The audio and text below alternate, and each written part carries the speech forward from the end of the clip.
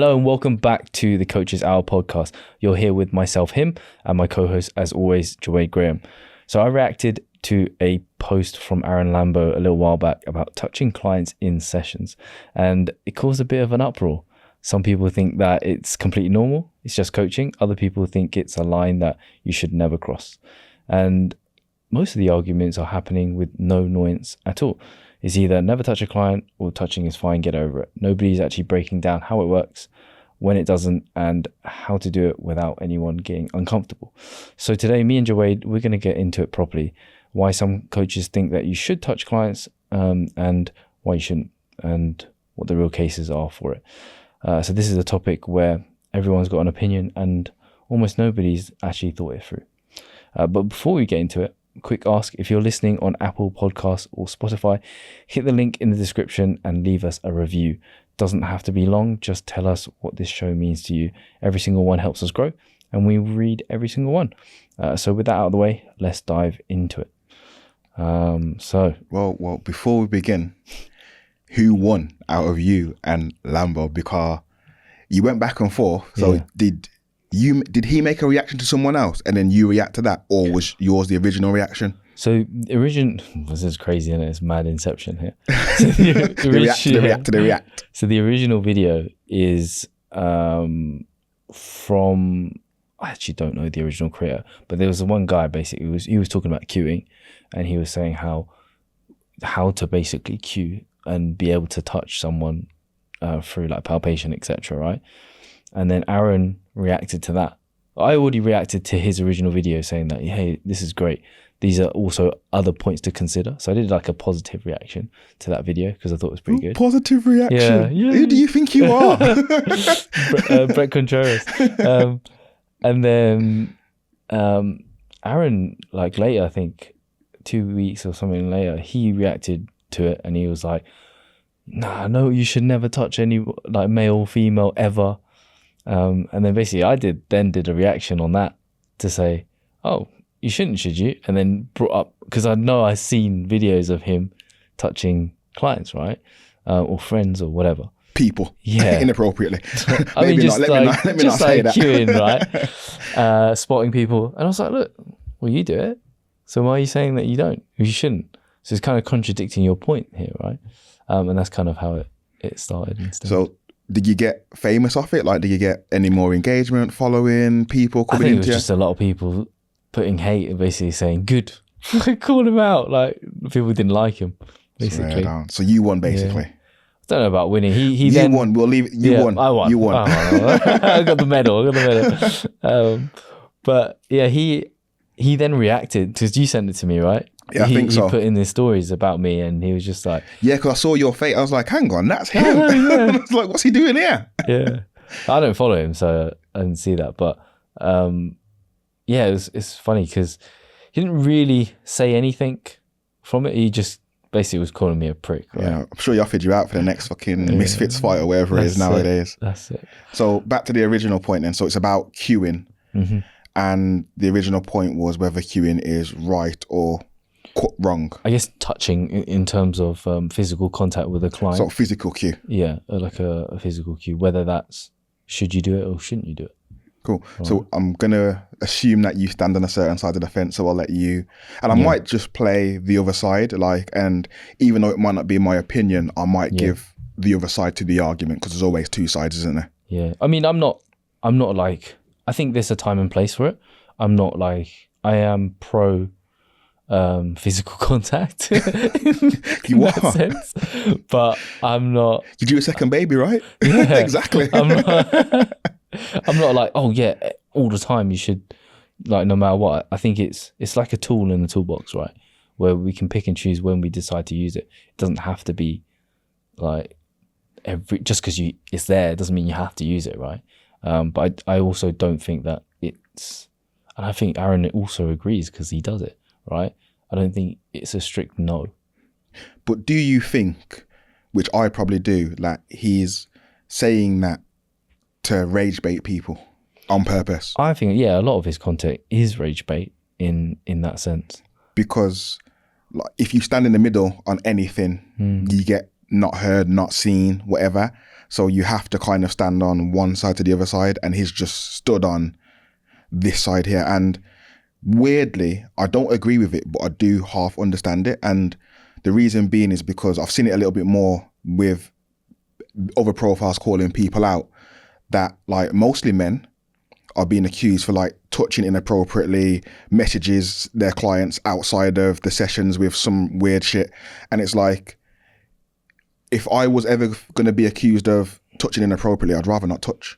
And I'm not saying I would ever, but I understand that for some people, they would take that opportunity to cue with feel or touch a little bit too far. And it's like, well, it's creepy, isn't it? It is, yeah. And like I've even seen some stuff where it's maybe not intentional online. Like someone will post a set with their coach and it's not intentional, but it just looks a little bit weird. And I'm like, I probably wouldn't cue always in that men way. With women, isn't it? It is, and that's and what I mean. Training glutes, they're always doing RDLs or something. It's always those. And that's what I mean. So like, in a weird way, I do understand it. Doesn't mean I agree with it, but then that's down to the industry. It's a wider problem within the industry, not Aaron Lambo chatting shit, which he was. But it's like, okay, then cool. How do we address the wider issue?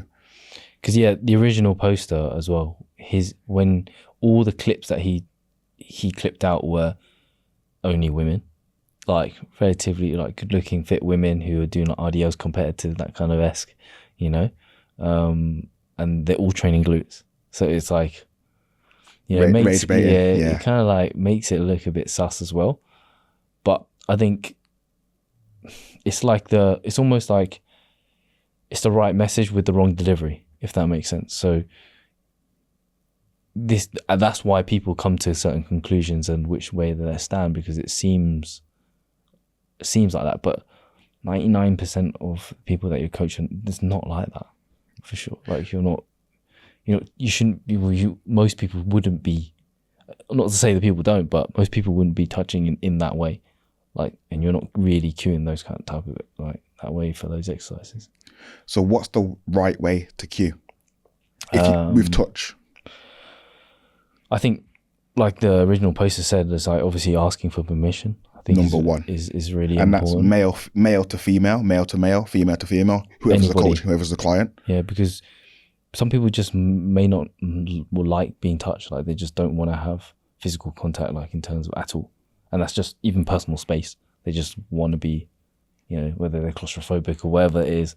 Some people are just like that. So I think definitely ask first. Would you go as far back as well? Because I'm just thinking about, yes, ask, but then is there a way that we can preempt how someone communicates? Because like during the onboarding process, for example, I'm very attuned to how someone responds to the words I say, to my hand movements, to how they respond to me. And sometimes you can gather, like if you say hello to someone, you won't shake their hand. Yeah. Do they want to shake your hand? Wet handshake. Yeah, and it's like, okay, then cool. You don't want to shake my hand. All right. Yeah. Maybe you probably wouldn't like being touched in the future. And it's like just picking up on little cues that they give you beforehand will give you the information to then even ask the question or not. Yeah. And then sometimes like you might have to touch them, like if they're doing 100 kilos on a bench press, gonna fail, you're gonna touch them, you're not gonna let them break their neck. But I think ask permission, but even before then just pay attention. Yeah, it's just like this more almost assumptions that we have, like I guess the coach's intuition or just a person's intuition of what your relationship with that individual is from the get-go, right? Is this person more standoffish? And then maybe, and it might not be a hard no forever, right? It could be, okay, as I get more used to this individual, as I coach this client, I do more sessions with them, we become more friendly. Maybe then it's more comfortable for me to then ask them, because maybe the handshakes become more firmer, etc. 100%. And as you're speaking as well, I'm thinking about touch points, ironically, throughout the process, because like if you're doing an assessment process, you are probably going to be depending on what your assessment process is, you are probably going to be a little bit more hands-on. So like if you're assessing someone's hip internal rotation, you're probably going to touch their thigh. And at that point, you probably would have already asked for permission. Okay. And again, before you do the assessment, this is what the assessment process looks like. I will do a hip internal rotation assessment where I'll just touch your thigh from this point here, yada, yada. Would you be okay with that? And then send them a message to remind them what the assessment process is. So when they're turning up, you're not just going to lie down on the couch, get into your shorts, and then we'll go from there kind of thing. But is there certain things where it's like, it's fucking obvious? Like you do an assessment, and it's like, but obviously assessment, they may not necessarily know completely what an assessment is, right? But I think certain things is like, if you go to get a massage, it's like, fuck, of course they're gonna fucking touch you, right? Yeah, it's obvious, but it's still covering your back because, like, let's say it's obvious, but then someone makes a claim afterwards.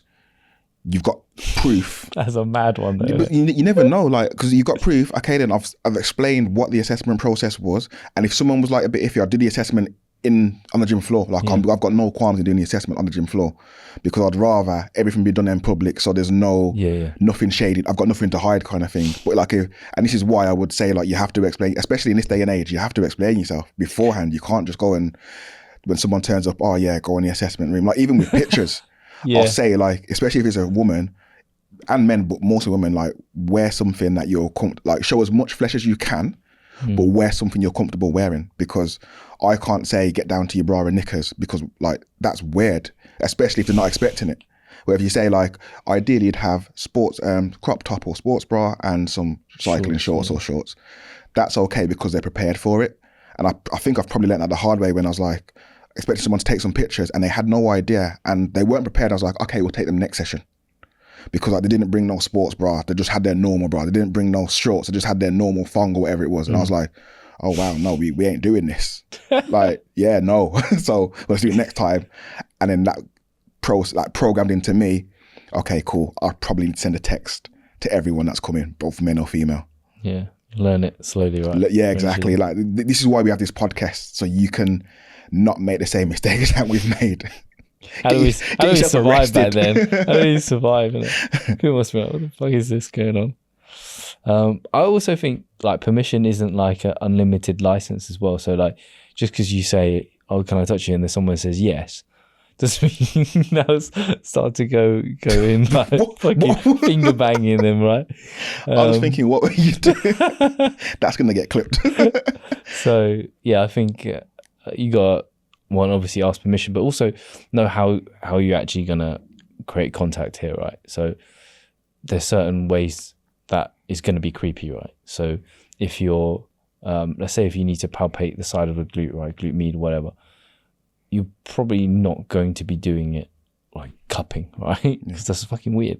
So it's the way that you palpate and the way that you use these cues as well. So you need to know, like, okay, what's the right way to do which body part.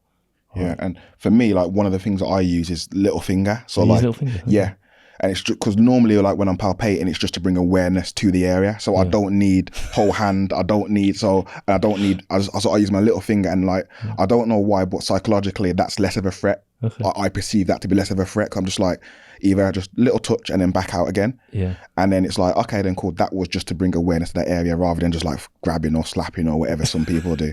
I use fists sometimes. Oh, yeah. Yeah. So then fist bump the glute. Yeah. So it's like closed.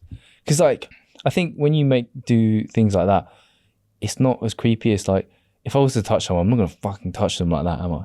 You know? So it makes a little bit more, I guess, specific for certain areas as well. But this is why as well, like, obviously we coach coaches and we mentor coaches, and you might hear us say, get a coach. Like, this is the reason why. Obviously you'll want your pictures, you want your result, you'll want your outcome, but going and being coached, you'll learn, like, especially if you come down for an in-person session, you'll learn, this is how him spots me. This is how Joey spots me. Why do you do that way? And we'll give you the explanation as to why. Like, one of the fastest ways I learned everything, but specifically cueing and coaching during a session, was having an actual session. I paid someone for their time that was way ahead of me. And I just, even though I was training and I was training to a high intensity, I was looking at how they're speaking. I was looking at how they were touching. I was looking at everything they were doing in sessions. And I was like, okay, then cool. I'm going to go and take that back with me and I'm going to start applying that, because it's very difficult by yourself to understand what's appropriate and what's not. And obviously if you choose the wrong mentor, that is a bit of a pervert. You'll probably get taught the wrong ways. But if you learn from someone that you should be learning from, you will get taught without making the same mistakes that they probably have or they've seen others make around them, and you'll get shown how to do things properly. Definitely. Is there any times that you think perhaps you wouldn't use it? Yeah. For me, so like I like to palpate tissue, like just to bring awareness. So like someone says I can't feel their peck, I'll touch their peck. However, women have breast tissue there, so I will never. If we're doing a chest exercise with a woman, yeah. So certain times, like if if it was a man, I'd say, do you mind me touching? And I would touch their peck. If it's a woman and I can't feel it, I would have to use a verbal cue or a visual cue to get them to have that sensation, because I'm not going nowhere near that. Even if they said yes, oh yeah, it's okay. No, absolutely. I wouldn't even ask. It'd be weird just asking. So like certain areas, and especially like for me, more women, because I'm a man and they're a woman. So I would like be aware of where I'm asking to touch or spot from as a man to a woman. For females as well, sometimes I get them to palpate it themselves. So if you're looking at peck, sometimes you can show them on yourself. Like, look, if you touch here, like on yourself, and get them to do it, they can. Obviously, it's difficult when you're doing dual, but if you're doing a single arm or something like that, they can at least get some sensation going in one peck, and they can understand what that may potentially feel like. I think that's that can be a way. What about yourself? Is there anything else that you think like under normal circumstances? One thing I was thinking about is that a lot of coaches don't know anatomy, right? Yeah. So how do you know what you're actually supposed to be touching anyway? Because you're palpating the correct muscle, right? So the idea is to, and a lot of people palpate too broad. So if you're trying to palpate a certain area in a tissue that is being trying to stimulate, right? People just go in that region, right? Rear delt or something like that, across the upper back. It's like, yeah, but not every single part of that should be requires palpation, right? Because you're not using every single area of that. It's going to be a specific tissue. So you need to be really specific in where you're going to be pressing or touching, right? And I think coaches who don't really know anatomy, how do you know what you're palpating? And if you're palpating the wrong areas, then you're actually bringing awareness to the wrong places. And that's actually going to confuse the client. Do you know what? That's a great point. And I don't think knowledge of anatomy is enough, because I knew anatomy for years, and I was shit hot once. You know what I'm going to say? Cadaver. Yeah. You have to go to a cadaver, because like there was some, like say the lat, for example, is one that stuck out in my mind. Yes, it's a wide muscle, but it's not thick at all. And it was like, see, and even the real doubt. It's like a paper. Yeah, it's paper thick. And it's like seeing the actual lat in action. Well, not in action, that's a dead person, but seeing a lat and how it actually is and how it actually sits is like, oh, that's crazy. The rear delt, and looking at how small some of the scapula is, and the rear delt just fits in a little small crevice. And it's like, oh, I probably would have pressed the whole of the shoulder. And it's like, actually not. And like some of the deeper muscles that we think we can palpate, like the psoas, we're not queuing for that. Do you know what I mean? So if you're doing a hip flexion, you're probably not going to be like, you might feel it in your rec fem somewhere here, but you're not going to be like, oh, you psoas, and then just start digging your hands into their belly, because you're not going to feel it. It's so deep. So understanding anatomy is great, but if you want to take it a level further, you have to go to something like a cadaver, or at least maybe like YouTube videos, if you're not ready for that, where you actually see underneath the skin and how things sit. Yeah, I think palpation is more for like more broader muscles, where if people really can't feel it, like maybe certain fibers in the pec, quad, I think those are lat potentially, certain areas if they're not sure. Like there'll be a certain point in the movement where you might want them to, let's say they're doing that pull down, for example, you might see, okay, they're relaxing in this position. Usually it's like the stretch position, they're relaxing, right? So you may palpate that area to keep them engaged, right? And that's really about it that you're doing from that position. Or if you're guiding, like I think one of the other reasons maybe, path of motion as well, guiding the path of motion. When somebody's very, you may get away with verbal cues in the beginning, but as they get throughout the set, they're going to get more and more tired. Their ability to think and direct them is going to be a lot harder. And sometimes just saying, hey, touch my hand, from that position, like drive your elbows to my hand and try to reach my hand, like that destination from A to B is going to be an amazing cue for someone who's like mentally fatigued, right? And just actually physically fatigued as well. it's like a destination. It's so easy for them to just go into that range. And that's something that verbal cueing is never going to be able to do, right? In that certain scenario.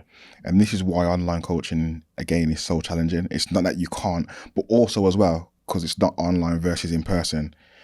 If you're going to be an online coach, having experience of delivering the verbal, the physical, anything else cues, it prepares you for online coaching when you maybe aren't there to say, touch my hand. Imagine my hands where like on a video feedback, imagine my hands where this is. Imagine now touching my hands for the next set. Or imagine my hands were here, just to bring awareness to you kind of thing. And it's like, I'm just giving you two random scenarios, but this is, again, the importance of being good at your job, knowing anatomy.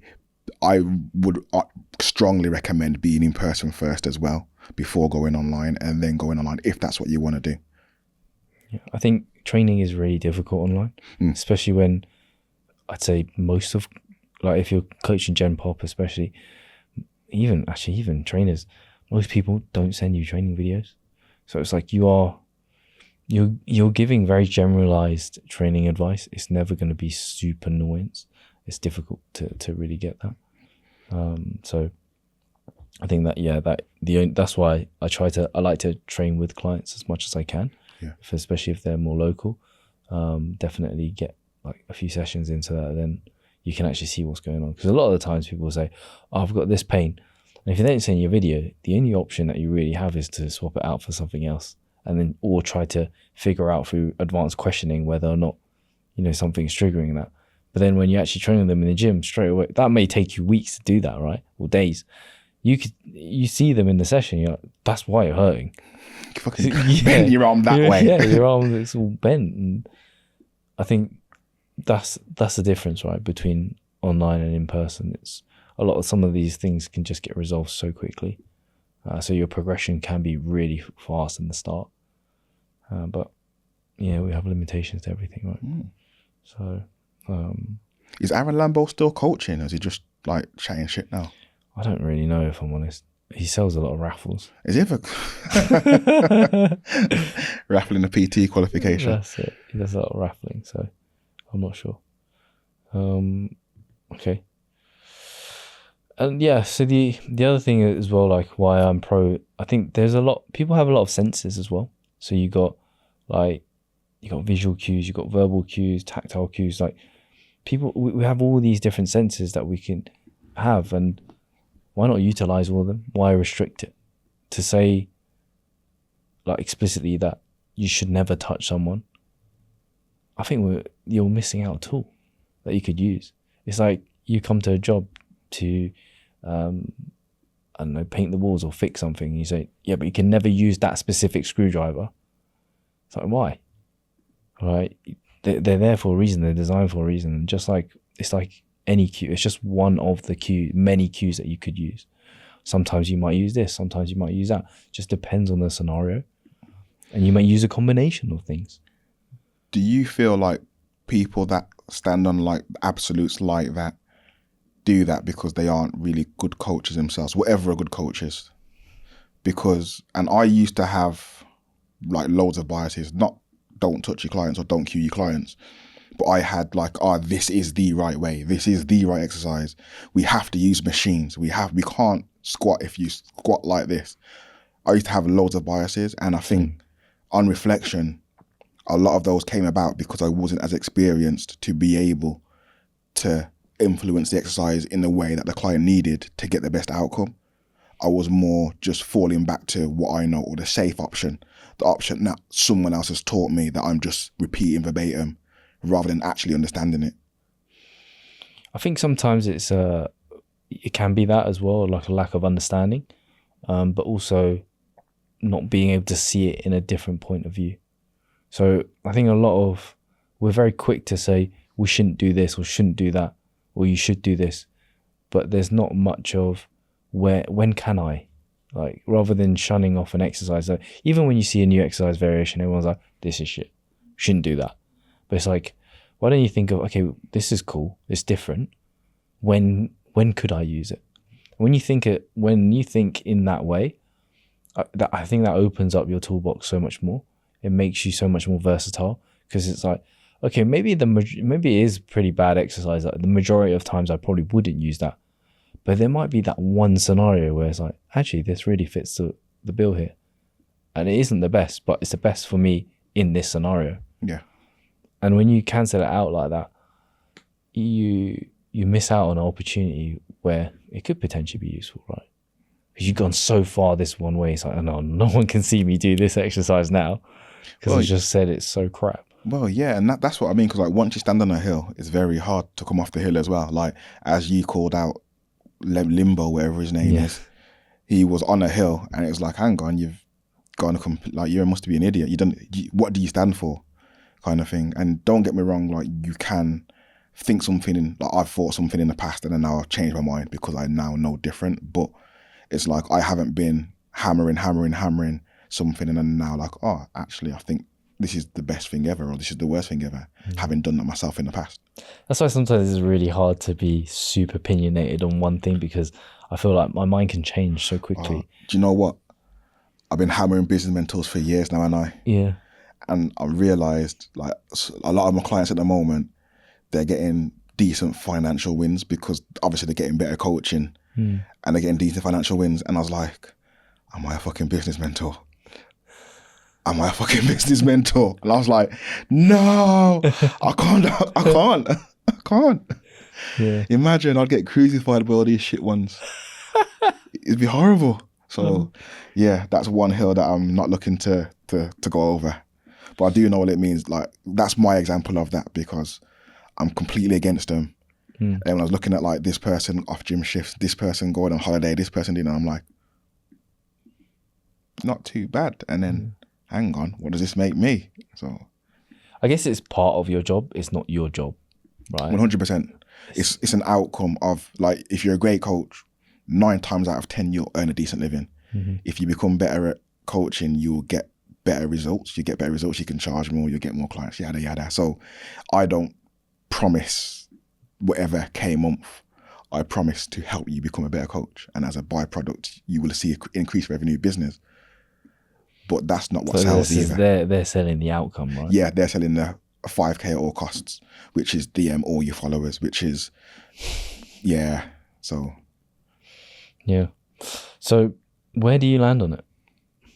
Where do you see, are you pro touching, anti touching? Can I sit on the fence with this one? You can sit on the fence. Yeah, I think so. Because like, I was pro when we spoke about speaking about this, I was pro touching, but then like I've seen a couple of accusations be made from like female clients to male trainers, and whether they're true or not, I don't know. But in my head, I'm like, there's enough accusations in total anyway for it to be like, for some people, I'm gonna say men, don't put your hands on women at all. Like, there's a fine, like loads of men will cross the line. And if that's the case, I would rather it not happen at all for anyone. I'd rather it be blanket no than some people yes. Because if as a client, as a woman client or a man client, but mostly women, if you have to think about, is this person going to touch me inappropriately? I'd rather not have them touch me. And if I thought someone was thinking that in their head, I'd rather not touch them. Even though I know my intentions are pure, I'd rather not, because the line's a bit blurred now. So I'm on the fence. Like, I'm still like, good coaches, yes. But then it's like, how do we know who's a good coach? Because on the surface, someone might present as.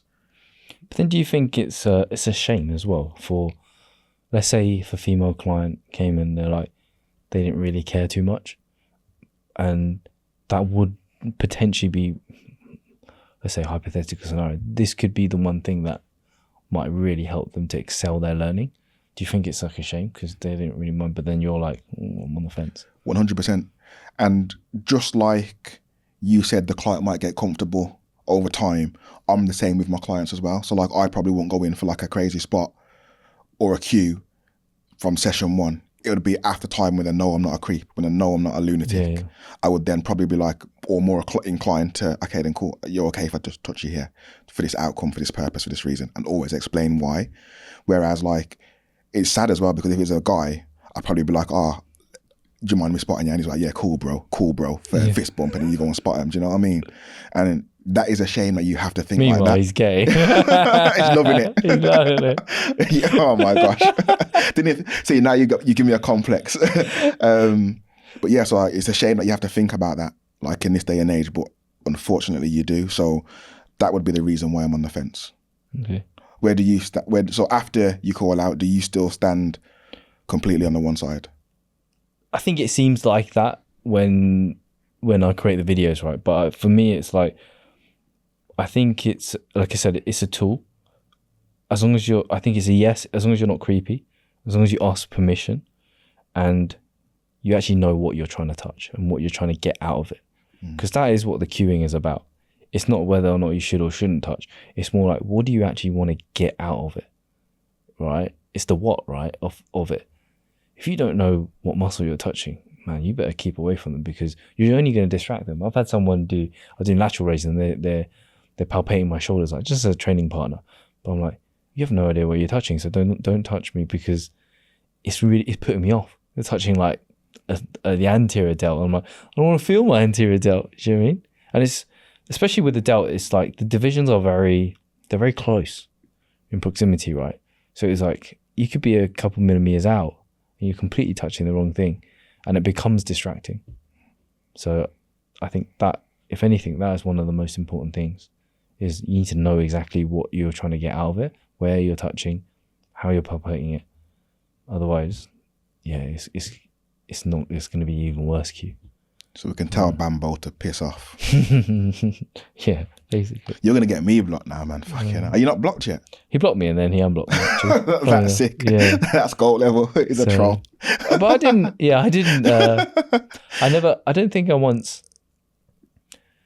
I didn't like say anything derogatory about him or his personality.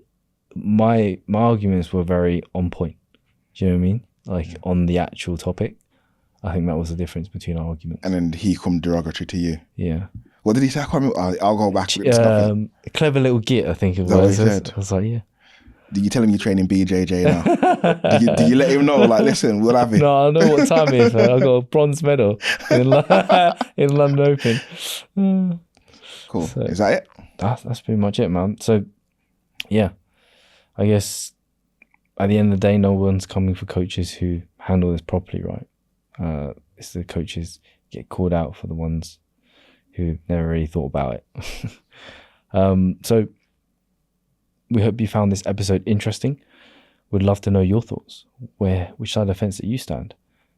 You can let us know from social media. I am at Gym with him, and my co-host Jawade is at Jawade Graham Coach. And we'll see you all on the next Coaches Hour. It's a wrap. Peace.